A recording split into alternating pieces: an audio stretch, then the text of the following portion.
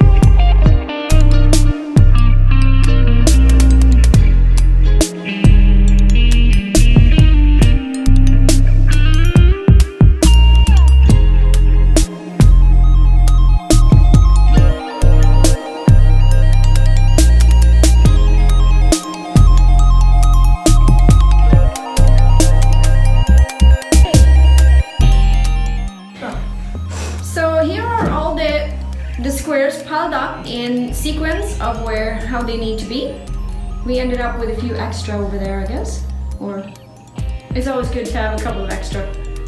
But now we are going to show you how to start crocheting these together. So like Susanne already said, we're gonna do, you crochet them together as a long strip, and then you take the long strips and crochet them together. Exactly. So Perfect. put our squares together, and you begin by take 2 squares and put them with the back side facing each other so that the right side is out on both of them. And since I'm left-handed, I'm going to begin in the top left corner, but if you're right-handed, you would begin, of course, in the right-hand corner. And I got a little slip knot on my hook, and I go in through this very top corner here, the little space in the corner, and I will just secure it at first with a slip stitch. And then I chain 1, and then I go into the back one in the exact same spot in the back corner, and I fasten it with a single crochet. And then I chain 1, and then I go into the next stitch in the front again, single crochet, chain, and then I'll go and do the exact same stitch in the back side. single crochet and chain. And then it's just a matter of moving along, doing a single crochet in each stitch. And you alternate going back and forth between the 2 squares until the very end.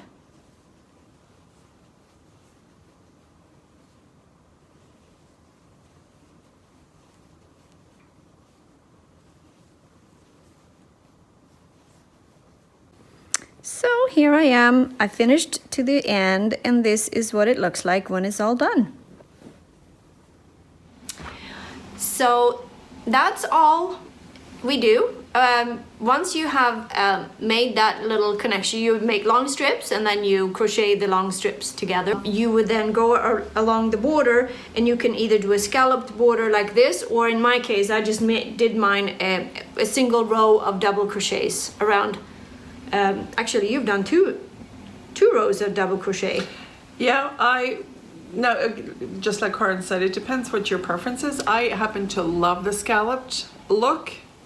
Not everyone does. You can make it a little bit more, maybe modernize it. Yeah, I made mine solid, just like a double row of double crochets, I think, around to finish it off. And then there you have it. It's your beautiful blanket. It's done.